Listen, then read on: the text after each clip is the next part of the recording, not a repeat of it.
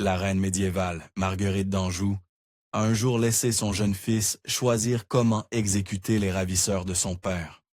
Ce que le garçon choisit fut absolument impitoyable. Mariée au roi fou Henri VI, Marguerite dut prendre en main son propre destin. Les guerres des deux roses n'étaient pas pour les âmes sensibles. Pourtant, Marguerite complota et guerroya avec les meilleurs, jusqu'à sa triste fin.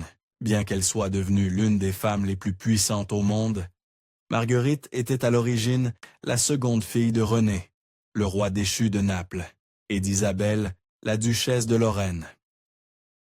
On surnommait le roi René l'homme aux nombreuses couronnes, mais sans royaume, car il avait hérité non pas d'une, ni de deux, mais de 3 couronnes distinctes. Il était roi de Naples, roi de Sicile et roi de Jérusalem. Le seul problème était qu'il ne parvenait à régner sur aucun d'eux. Marguerite était une apprenante insatiable et une passionnée aux hobbies variés, allant de la littérature romantique à des activités plus masculines comme la chasse. Même jeune fille, elle portait en elle les germes de la grandeur, mais elle ne l'avait certainement pas appris de son père malchanceux. Sa grand-mère, Yolande d'Aragon, gouvernait seule le duché d'Anjou et repoussait les invasions anglaises. Puis il y avait sa mère, Isabelle, qui combattait personnellement dans les guerres au nom de son mari et dirigeait le duché de Lorraine par la seule force de sa volonté. Un jour, Marguerite d'Anjou n'était qu'une princesse mineure, dans un duché reculé. Le lendemain, elle était reine d'Angleterre. Son oncle, le roi Charles VII de France, arrangea son mariage avec le roi Henri VI d'Angleterre, alors qu'elle n'avait que 14 ans. En surface, cela semblait un mariage simple. Une princesse française épouse un roi anglais, et les deux pays enterrent la hache de guerre, après avoir combattu pendant littéralement 100 ans. Mais dans le monde impitoyable de l'Europe médiévale, rien n'était jamais si simple. Marguerite ne pouvait le savoir à l'époque, mais en épousant Henri VI, elle s'était fait un ennemi pour la vie. 2 factions majeures se disputant le pouvoir en Angleterre à cette époque, la rose rouge des Lancastre et la rose blanche des York. Les Lancastre avaient orchestré le mariage de Marguerite, bloquant ainsi complètement les plans des York qui voulaient trouver leur propre épouse pour Henri. Cela signifiait que Richard, le duc d'York, devint l'ennemi juré de Marguerite dès qu'elle posa le pied en Angleterre. Henri VI était devenu roi, alors qu'il n'était qu'un bébé. Lorsqu'il épousa Marguerite, il avait 23 ans et était assez âgé pour prendre les rênes lui-même. Le problème était qu'il n'avait absolument aucun intérêt à être roi. Il préférait de loin passer son temps à l'église, à lire ou à faire pratiquement n'importe quoi d'autre que régner sur l'Angleterre. Mais malheureusement pour Marguerite, être roi n'était pas la seule chose qui n'intéressait pas Henri. Quasiment tous les rois d'Angleterre étaient d'incorrigibles coureurs de jupons, sauf Henri VI. Henri n'était intéressé par aucune femme, pas même son épouse. Mais il y avait au moins un point positif. Son mariage avec Henri était étonnamment tendre. L'aspect physique manquait, mais selon toutes les sources, ils semblaient réellement tenir l'un à l'autre. Henri VI avait touché le gros lot en épousant Marguerite d'Anjou. Non seulement elle l'aimait, mais elle était la seule personne au monde capable de protéger le faible Henri de la tempête qui s'annonçait. Sous son règne, le royaume d'Henri commença à s'effondrer. Sa passivité entraîna la perte progressive de nombreux territoires de Français gagnés par son père. À mesure qu'Henri perdait de plus en plus de territoires en France, des troupes mécontentes rentraient en Angleterre, sans emploi et exigeant leur solde. Comme Henri ne trouvait pas l'argent, elles se mirent à piller la campagne pour prendre ce qu'elles estimaient leur être dû. Bientôt, l'anarchie et le chaos régnaient sur le pays. Marguerite et Henri vivaient un conte de fées derrière les murs de leur palais. Mais ce n'était qu'une question de temps avant qu'ils ne doivent affronter les conséquences des erreurs d'Henri. L'Angleterre de cette époque n'acceptait pas les femmes dans des rôles de pouvoir, mais Marguerite avait un atout majeur. Son mari l'adorait et faisait à peu près tout ce qu'elle lui disait. Avec Henri, comme de la pâte à modeler entre ses mains, Marguerite commença à lui murmurer à l'oreille avec un seul objectif en tête. Il était temps de se débarrasser de Richard d'York. À l'époque, Richard d'York était occupé à essayer de réparer les erreurs d'Henri en France. Mais Marguerite convainquit Henri de l'exiler pratiquement en Irlande. En le cachant sur l'île d'Émeraude, Marguerite avait efficacement coupé son ennemi de tout pouvoir. Et comme si cela ne suffisait pas, elle tenta de le faire assassiner à 2 reprises. Richard d'York parvint à échapper aux tentatives de Marguerite sur sa vie et revint à Londres, où il prit les choses en main. Il confronta le roi, et l'échine souple d'Henri VI n'avait aucune chance. Après une simple discussion, Henri réintégra York dans son cercle proche. Mais alors, York franchit une ligne. Il fit suggérer par un député qu'il devienne l'héritier du trône. Marguerite n'en toléra rien. Elle dissout le Parlement et fit emprisonner le député. York savait qu'elle l'avait battu. Il s'enfuit de Londres pour le pays de Galles, attendant son heure pour tenter une nouvelle prise de pouvoir. Et par chance, il n'aurait pas à attendre longtemps. En 1452, après 7 ans de mariage, Marguerite tomba enfin enceinte.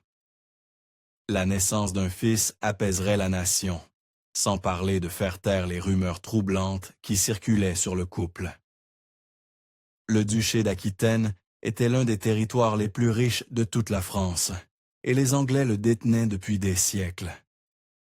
En 1451, Henri VI parvint à le perdre au profit des Français. 100 était trop. Henri et toute l'Angleterre étaient une honte. Des hommes comme Richard d'York n'allaient le plus le tolérer. Quand Henri VI apprit qu'il avait perdu l'Aquitaine pour de bon, son esprit se brisa tout simplement. Il ne pouvait plus parler. Il pouvait à peine sortir de son lit pendant une année entière. Marguerite d'Anjou dut regarder son mari dépérir, et cela ne pouvait arriver à un pire moment. Henri était sur le fil du rasoir, et il n'était en aucun état pour gouverner. Mais pour Marguerite, c'était le moindre de ses soucis. La dépression nerveuse d'Henri signifiait qu'il manqua complètement la naissance de son fils tant attendu. Selon une coutume étrange, le roi d'Angleterre devait reconnaître son enfant pour qu'il devienne héritier du trône. Cela signifiait que si Henri ne se rétablissait jamais, l'enfant de Marguerite ne deviendrait jamais roi. Même s'occuper du catatonique Henri n'était pas une tâche simple. Il fallait le nourrir, le laver, l'habiller, et quelqu'un devait veiller sur lui à toute heure du jour. L'Angleterre avait besoin d'un dirigeant, et qu'il le veuille ou non, Marguerite d'Anjou était sur le point de prendre les rênes. Pour l'aider à repousser les ennemis du trône, comme Richard d'York, Marguerite chercha des alliés puissants partout où elle pouvait les trouver. Elle rallia le duc de Somerset et le duc de Suffolk, principalement parce qu'ils détestaient Richard d'York autant qu'elle. Mais alors que son mari était absent et que Marguerite passait de plus en plus de temps avec ses ducs robustes, les gens commencèrent à parler. Des rumeurs d'infidélité poursuivirent Marguerite pour le reste de sa vie, et ses ennemis tentèrent de les utiliser pour la faire tomber. Peu après la naissance de son fils, le détesté Richard d'York parvint à se faire nommer Lord Protecteur d'Angleterre, pendant qu'Henri restait sans réponse. Aux côtés de son acolyte, Richard Neville, le comte de Warwick, qui se trouvait être l'homme le plus riche d'Angleterre, York entreprit de renforcer leur emprise sur le pays. Pour semer le doute parmi le peuple anglais, York et Warwick travaillèrent dur à répandre les rumeurs selon lesquelles Edward, le fils de Marguerite, n'était pas réellement celui d'Henri. Non seulement cela rendait les gens encore plus méfiants envers leur reine française, mais cela ouvrait aussi la porte à quelqu'un d'autre pour devenir l'héritier d'Henri, à savoir York lui-même. Marguerite d'Anjou avait de bonnes raisons d'être si méfiante envers Richard d'York depuis tout ce temps. Selon certaines interprétations, le duc avait en réalité un meilleur droit au trône qu'Henri lui-même. Vers Noël 1454, Henri VI retrouva enfin ses esprits. Avec son retour, Marguerite fit son geste le plus audacieux à ce jour. Elle convoqua un grand conseil et n'invita personne qui soutenait la maison d'York. Elle appela tous les loyaux au roi à se réunir pour le protéger de ses ennemis. Marguerite en avait fini avec les complots et les intrigues subtiles. Elle affrontait Richard d'York une fois, pour toutes. Cependant, il y avait une chose qu'elle n'avait pas prévue. Alors que Marguerite essayait d'éliminer York par des moyens politiques, York lui-même adopta une approche beaucoup plus directe. Il rassembla ses forces et marcha directement sur Londres. Marguerite rassembla une armée lancastrienne pour l'affronter de front. Les deux camps se rencontrèrent pour la première fois lors de la première bataille de St. Albans. Cela ne se passa pas bien pour Marguerite. Non seulement plusieurs de ses alliés les plus importants furent tués dans les combats, mais Richard d'York parvint à capturer le roi Henri. York était prêt à faire beaucoup pour le pouvoir, mais apparemment, le régicide allait trop loin. Il traîna le roi captif à Londres et força Henri à le reconnaître une fois de plus comme Lord protecteur d'Angleterre. Jusqu'à présent, Marguerite avait plutôt bien réussi à accumuler du pouvoir, mais elle luttait toujours contre un problème majeur. Le peuple d'Angleterre la détestait. Ce qu'elle fit en 1457 n'arrangea pas les choses.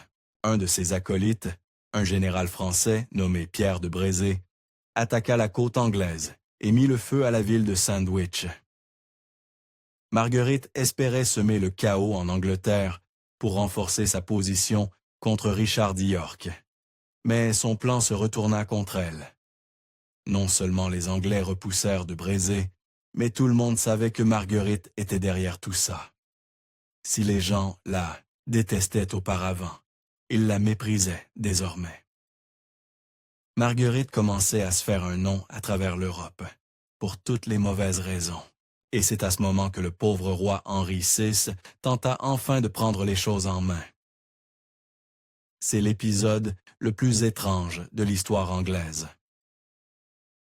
En 1458, il pensa avoir trouvé la solution parfaite au conflit en Angleterre, et il l'appela le jour de l'amour. Le grand plan d'Henri, pour mettre fin aux guerres des deux roses, était littéralement de faire en sorte que tout le monde se tienne la main et dise qu'ils s'aiment. Les combats reprirent presque immédiatement. En 1460, Marguerite, le roi Henri et leur jeune fils se présentèrent tous pour diriger personnellement leurs hommes à la bataille de Northampton. Malheureusement, la bataille fut un désastre total. Non seulement les Lancastres perdirent terriblement, mais les Yorkistes capturèrent à nouveau le roi Henri. Marguerite d'Anjou était tout sauf dénuée de ressources. Si les Anglais la détestaient, elle trouverait du soutien ailleurs. C'est ce qu'elle fit. Elle mit les voiles vers le plus grand pays du monde. Elle mena enfin son armée du Nord contre les Yorkistes à la bataille de Wakefield. Les forces lancastriennes écrasèrent de complètement les forces yorkistes, leur première grande victoire dans le conflit. Malgré toutes les ambitions de Richard, il mourut comme n'importe quel autre soldat à la bataille de Wakefield. Les forces lancastriennes lui coupèrent la tête et la placèrent sur une pique haut, porte de la ville d'York, un rappel à tous de ce qui arrivait à quiconque défiait Marguerite d'Anjou. Ensuite vint la seconde bataille de St. Albans, où Marguerite dirigea personnellement ses armées contre les forces yorkistes restantes, menées cette fois par le comte de Warwick, Richard Neville, également connu sous le nom de Faiseur de Rois. Marguerite vainquit aisément ses ennemis une fois de plus, et parvint à libérer son mari après des mois de captivité. Richard d'York était hors jeu. Les Yorkistes étaient en fuite et son mari était libre. Mais il y avait une personne sur laquelle Marguerite n'avait pas compté. Richard d'York avait un fils, Edward. La maison d'York était loin d'être vaincue, et à la bataille de Towton, Edward accomplit l'impensable. D'un seul coup, Edward d'York, avec le faiseur de roi à ses côtés, vainquit les armées de Marguerite, déposa Henri VI et se proclama Édouard IV. Finalement, Marguerite dut admettre sa défaite et repartir pour la France, emmenant son fils avec elle. Elle aurait probablement été finie si elle n'avait pas eu un allié important, son cousin, le roi Louis XI de France, qui l'aida à se maintenir pendant son séjour là-bas. Elle allait faire tout ce qu'il fallait pour s'assurer que le jeune Edward de Westminster puisse réclamer son droit de naissance. Pendant 7 longues années, Marguerite entraîna son fils et attendit son heure, jusqu'à ce qu'une surprise vienne frapper à sa porte.